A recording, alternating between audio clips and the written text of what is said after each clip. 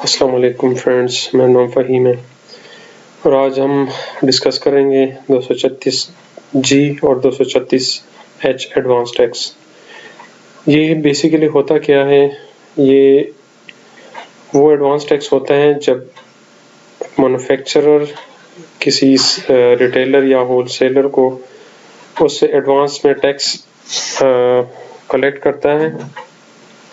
यानी उसको अगर कोई चीज़ कोई आइटम सप्लाई करता है तो उसके अगेंस्ट वो एडवांस में जो है ना उससे टैक्स वो कलेक्ट करता है।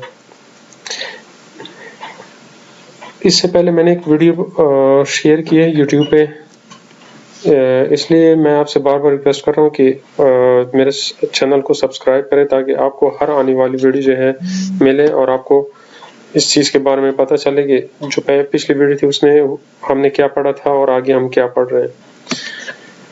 तो उसमें हमने पढ़ा था थर्ड शेड्यूल का थोड़ा सा ओवरव्यू दिया था। उसमें ये था कि जो मैन्युफैक्चरर है वो उसको किस रेट पे होलसेलर को सेल कर रहे हैं या सप्लाई कर रहे हैं, आगे से वो फिर रिटेलर को किस रेट पे वो 17% पे सेल कर रहे हैं या सप्लाई कर रहे हैं।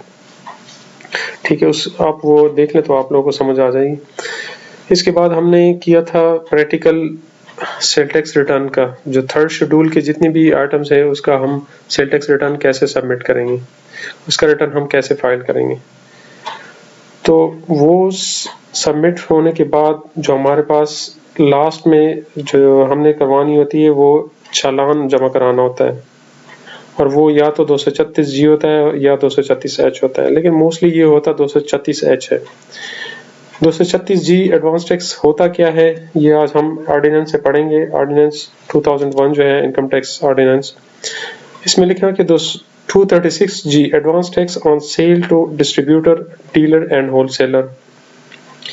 यानी ये वो एडवांस टैक्स है जब कोई मैन्युफैक्चरर कोई चीज़ सेल करता है डिस्ट्रीब्यूटर को, डीलर को या होलसेलर को।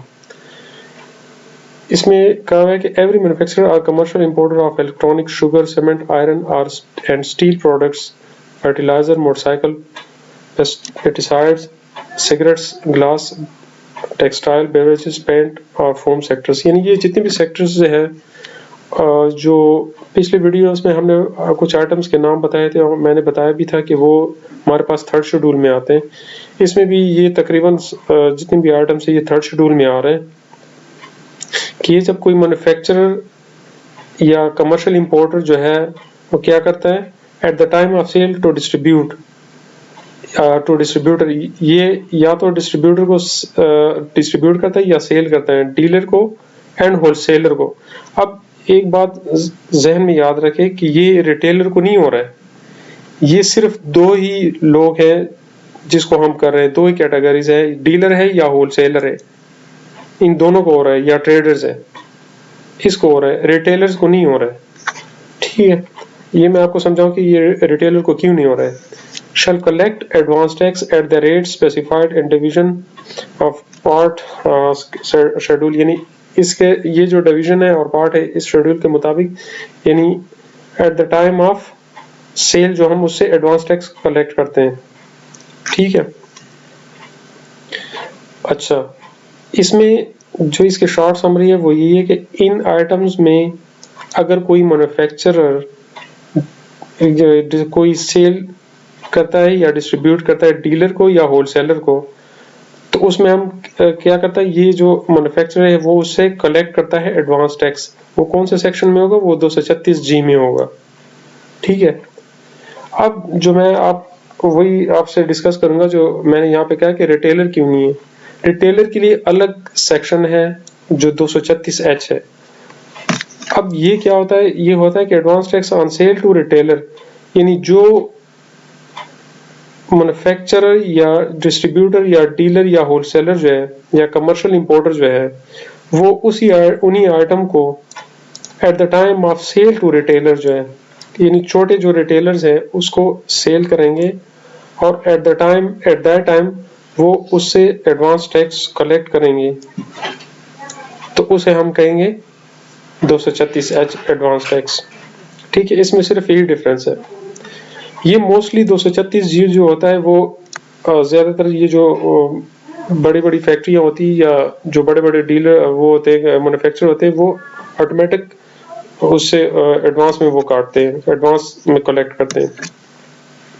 लेकिन अगर हम सीमेंट की बात करें, जो मैंने पिछली वीडियो में आपको बताया था कि हमारे पास जो क्लाइंट्स है वो सीमेंट के, तो उस सीमेंट में हम क्या करते हैं, उसका एडवांस टैक्स जमा करते हैं। ठीक है, तो उसके लिए हम एक चालान बनाते हैं, और वो चालान किस तरह बनाएंगे वो आज मैं आप लोगों को सिखाऊंगा। ठीक है, तो आज हम वर्किंग करेंगे इस चीज पे। इससे हमारा कोई काम ही नहीं है, क्योंकि ये ऑलरेडी हमसे एडवांस में कटा है। ठीक है, जब मैन्युफैक्चरर किसी डिस्ट्रीब्यूटर को या हमें फॉर एग्जांपल सप्लाई कर रहा था या सेल कर रहा था, तो उन्होंने हमसे एडवांस में 236G काटा है। फॉर एग्जांपल हम एज अ काम कर रहे हैं, एज अ होलसेलर या डीलर काम कर रहे हैं। ठीक है, हम यहाँ पे हैं, डीलर पे हैं। तो अब हम क्या करेंगे, अगर हम आगे से रिटेलर्स या जो छोटे छोटे शॉप्स होते हैं, जो छोटे छोटे मतलब जो हमारे कस्टमर्स है, उसको हम सेल करेंगे, तो उसके बिहाफ पे हम एडवांस टैक्स उनसे रखेंगे, कलेक्ट करेंगे और इसे हम जमा करेंगे। उसके तो हम जो 236H और 236G एडवांस टैक्स है, उसको उसका चालान बनाने के लिए हम क्या करेंगे, हम जाएंगे ई पेमेंट पे। ई पेमेंट में क्रिएट पेमेंट पे क्लिक करेंगे, क्रिएट पेमेंट में इनकम टैक्स पे क्लिक करेंगे, क्योंकि ये सेल टैक्स नहीं है, ये हमारा इनकम टैक्स है और ये एडवांस है जो हम या तो हम विदहेल्ड करते हैं, यानी एज अ होलसेलर अगर हम काम करते हैं तो हम रिटेलर से विदहेल्ड करते हैं, और अगर हम होलसेलर हैं तो हमसे मैन्युफैक्चरर विदहेल्ड करता है। ठीक है, तो ये एडवांस इनकम टैक्स है लेकिन विदहेल्ड है, विदहेल्ड इनकम टैक्स है। तो यहाँ इनकम टैक्स पे क्लिक करेंगे। अब इनकम टैक्स में जो हमारे पास ई पेमेंट्स में आएगा, हमने साल सेलेक्ट करना है। ये 2022 क्यों आ रहा है, क्योंकि आपको पता है कि ये फाइनेंशियल ईयर बेस पे काम कर रहा होता है, ये जो सॉफ्टवेयर है, और जो हमारा ऑलरेडी जितनी भी फाइनेंस या टैक्स से रिलेटेड वो फाइनेंशियल ईयर है। तो जुलाई से हमारा दूसरा नेक्स्ट ईयर स्टार्ट होता है, तो हमारा नेक्स्ट ईयर 2021 जुलाई से स्टार्ट हुआ है, 2022 का है, तो हमने 2022 सेलेक्ट करना है। यहाँ पे आकर हमने बिजनेस सेलेक्ट करना है। ठीक है, अब यहाँ पे हमने टैक्स पेमेंट का नेचर सेलेक्ट करना है। टैक्स पेमेंट का नेचर क्या है, वो है हमारे पास विदहेल्ड इनकम टैक्स एडजस्टेबल। ठीक है, इसमें तीन चीजें हैं, एक है विदहेल्ड इनकम टैक्स और एडजस्टेबल। विदहेल्ड जो हम या तो हम विदहेल्ड करते हैं या हमसे विदहेल्ड होता है। ठीक है, विदहोल्डिंग टैक्स है। दूसरा ये इनकम टैक्स के उसमें आता है, ठीक है, जो सेक्शंस वगैरह, और ये एडजस्टेबल है। ठीक है, ये अब हम आगे इसको डिस्कस करेंगे कि एडजस्टेबल किस तरह है। ये चीज भी मैं आपको बताऊंगा, डिस्कस करूंगा, इस पे एक वीडियो लेके आऊंगा, तो ये भी मैं आप लोगों के साथ शेयर करूंगा इंशाल्लाह। तो हम क्या करेंगे, विदहेल्ड इनकम टैक्स एडजस्ट पे क्लिक करेंगे। इस पे क्लिक करने के बाद अब हमारे पास आगे वो मंथ पूछ रहा है कि हम कौन से मंथ का जो एडवांस टैक्स है वो जमा कर रहे हैं। तो फॉर एग्जांपल अब हम कर रहे हैं, सपोज अक्टूबर मंथ का कर रहे हैं, क्योंकि जुलाई के बाद है तो कोई सा भी मंथ ले ले, जुलाई अगस्त सितंबर अक्टूबर कोई सा भी ले ले। अच्छा, अब ये आ गए हमारे पास पेमेंट सेक्शन। पेमेंट सेक्शन में हम देखेंगे कि ये कौन सा पेमेंट वो सेक्शन है। वो ऑलरेडी मैंने आप लोगों को बताया कि वो हमारे पास सेक्शन है 236G और 236H। ठीक है, तो हमने यहाँ पे सेलेक्ट करना है, अगर हम मैन्युफैक्चरर हैं तो हम 236G सेलेक्ट करेंगे। ठीक है, इसमें एक और चीज है, इसमें लिखा हुआ है कि purchase of other commodities by distributor dealer wholesaler. ठीक है, मतलब ये है कि जो परचेजिंग हमसे डिस्ट्रीब्यूटर डीलर या होलसेलर कर रहे हैं, तो उसे हम इस सेक्शन के तहत एडवांस टैक्स चार्ज करेंगे। अगर एटीएल में, एटीएल का मतलब ये है कि एक्टिव टैक्स पेयर लिस्ट में है, मतलब फाइलर है, तो वो 1% है। अगर नॉन फाइलर है तो वो 2% है, 0.1% है और 0.2% है उसके लिए जो नॉन फाइलर है। ठीक है, ये 236G है।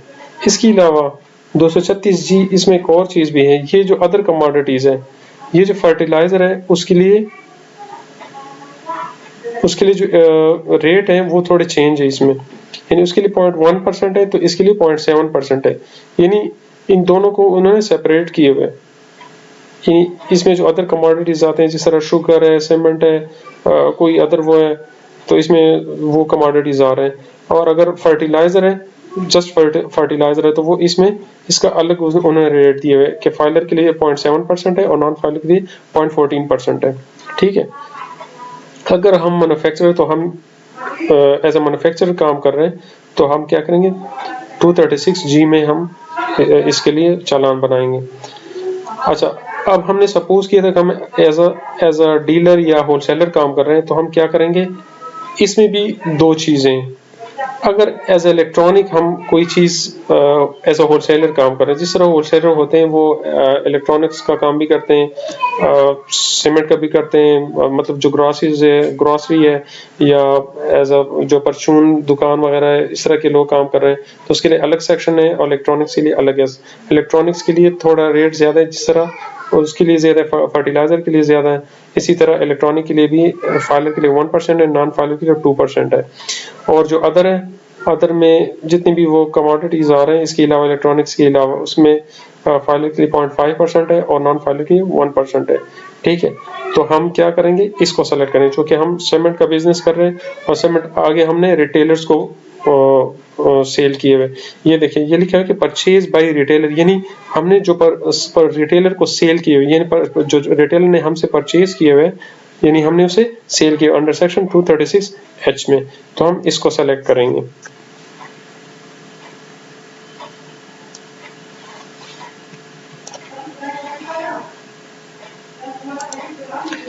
ठीक है, यहाँ तक किसी को समझ ना आए तो कमेंट में पूछ सकते हैं। मेरा मोबाइल नंबर भी स्क्रीन पे है, आप मोबाइल पे भी पूछ सकते हैं, व्हाट्सएप कर सकते हैं।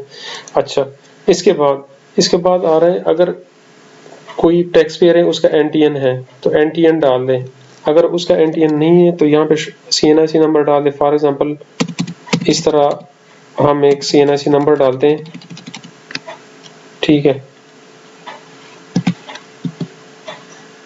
फॉर एग्जांपल कोई सा भी CNIC नंबर दे दें, तो ये उन्होंने ऑटोमेटिक इस तरह उठाया।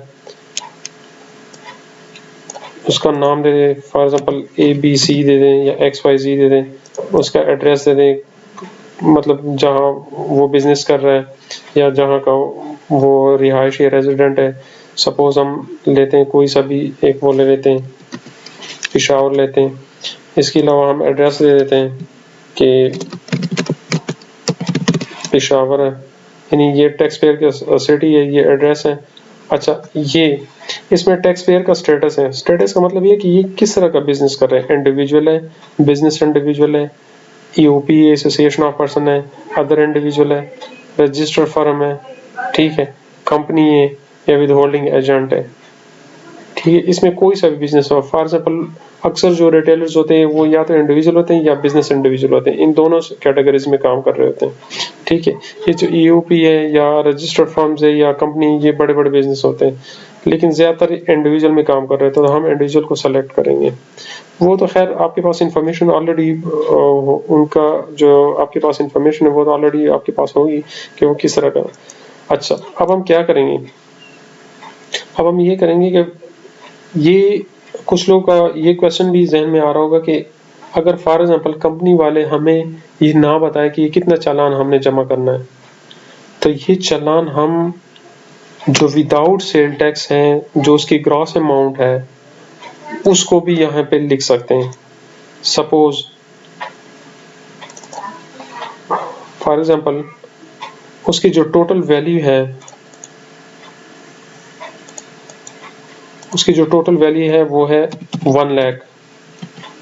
ठीक है, और उस पे 17% लगा हुआ है 17,000। ठीक है, तो हम इसकी वैल्यू 1,17,000 नहीं लिखेंगे, बल्कि जो इसकी ग्रॉस वैल्यू है वो एक्सक्लूडिंग ऑफ सेल टैक्स लिखेंगे। Value excluding of sales tax, ये वाली वैल्यू उठाएंगे। ठीक है, तो हम 1 लाख लिखेंगे। ठीक है, अब हम क्या करेंगे, इसमें यहाँ पे हमने लिखा हुआ है कि हम तो ऑलरेडी जो रिटेलर को सेल कर रहे हैं वो क्या है, मतलब सपोज हम सीमेंट कर रहे हैं तो उस पे 1% है। फॉर एग्जांपल अगर वो अनरजिस्टर्ड है, मतलब नॉन फाइलर है, तो 1% है तो वो हम यहाँ पे 1 लिखेंगे टैक्स रेट। अगर वो फाइलर है तो 0.5% लिखेंगे। ठीक है, सपोज हम दोनों का करते हैं, ये 0.5 का करते हैं तो इस पे ये कितना आ रहा है, ये टैक्स अमाउंट, ये इस पे आ रहा है 500 रुपए का। ठीक है, समझ में आया? यानी अगर हम इसका 0.5% ले लें,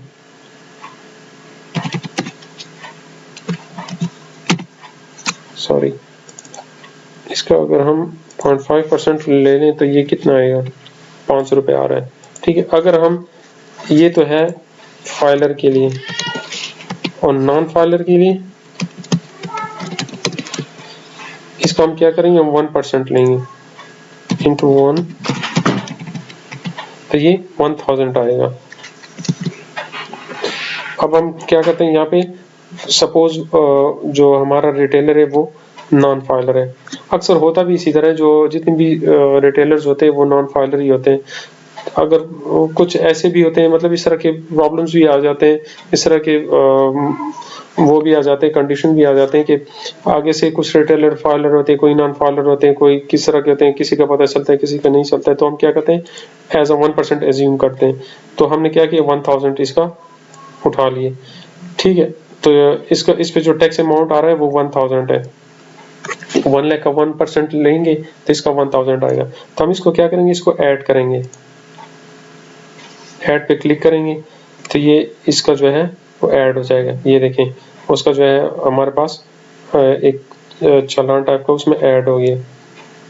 ठीक है, इंडिविजुअल का इसमें सारे डिटेल दी हुई है। अब इसके बाद क्या करेंगे, हम पेमेंट मोड में आएंगे। पेमेंट मोड में ये कि ये किस तरह हम वो कर रहे हैं, इसको पे कर रहे हैं। अच्छा, ये चूंकि 1000 है तो ये ऑटोमेटिक ऑप्शन दे रहे हैं कि या तो एडीसी का कर दे। एडीसी का ये होता है कि जो ऑनलाइन हम पेमेंट करते हैं, जिस तरह इजी पैसा, जैश कैश या अकाउंट के थ्रू ऑनलाइन करते हैं। ये डायरेक्ट डेबिट है, मतलब जो डायरेक्ट डेबिट कार्ड या उसके थ्रू करते हैं। लेकिन अगर ये अमाउंट ज्यादा हो, फॉर एग्जाम्पल ये अमाउंट एक्सीड करता है, कोई 25-30 हजार से ज्यादा हो जाता है, तो यहाँ पे हमारा जो पेमेंट मोड है वो कैश में भी आ जाता है और डिफरेंट वो भी आ जाता है।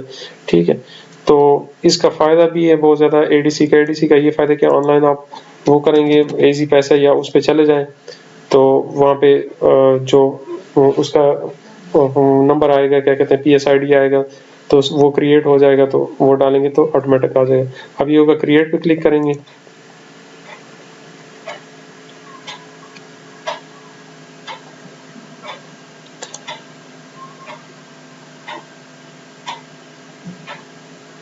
ठीक है, अभी उसका चालान क्रिएट हो गया है। ठीक है, अब ये कह रहा है कि इसको एक बार केयरफुली रीड करें और कंफर्म पे क्लिक करें। हम कंफर्म पे क्लिक करते हैं तो ये हमारे पास इसका PSID आ गया। ठीक है, अब हम इसको क्या करेंगे, इसको प्रिंट करें, अपने साथ लेके जाएं या PSID कोड अपने पास रख लें और इसको इजी पैसा अकाउंट के थ्रू या जैज कैश है या जो भी है ऑनलाइन उसे आप कैश करा सकते हैं। अब ये देखिए, हम इसका जो है रीड करते हैं एक बार, इसमें क्या लिखा हुआ है। ये देखिए, उसकी सारी इंफॉर्मेशन, ये पहले तो इसमें दिया है कि टैक्स ईयर जो है 2021 का आ रहा है। ये मतलब ये 2021 का जो 10वां मंथ है वो आ रहा है। ये नहीं, टैक्स ईयर 2022 का वो मैंने आप लोगों को पहले बताया कि जो कि फाइनेंशियल ईयर होता है, इस वजह से इसको टैक्स ईयर 2021 कहते हैं। अच्छा, ये कौन से टैक्स पेमेंट में, ये विदहेल्ड इनकम टैक्स एडजस्टमेंट में। ठीक है, इसके अलावा ये कौन सा सेक्शन है, 236 का है।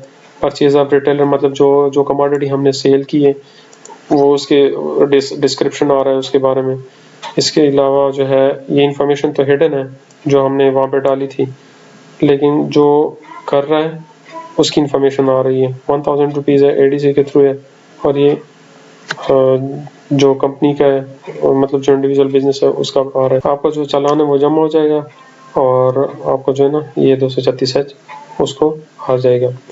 अच्छा, अगली वीडियो में मैं आप लोगों को सिखाऊंगा जो ये हम 236H एडवांस टैक्स जमा कराते हैं, इसको हम कैसे, ये जो एडजस्टेबल कैसे एडजस्टेबल है, इस पे इंशाल्लाह वीडियो मैं बनाऊंगा और आप लोगों को सिखाऊंगा कि ये किस तरह का एडजस्टेबल है। 236G और 236H जो है वो किस तरह एडजस्टेबल है। ठीक है, तो अगली वीडियो तक इजाज़त दीजिए, इंशाल्लाह आपसे फिर मुलाकात होगी। और वीडियो को ज़रूर लाइक करें, शेयर करें और सब्सक्राइब करना तो बिल्कुल ना भूलिएगा। मेरा नंबर दिया हुआ है, किसी को कोई क्वेश्चन हो, कोई क्वेरी हो तो बिल्कुल आप पूछ सकते हैं।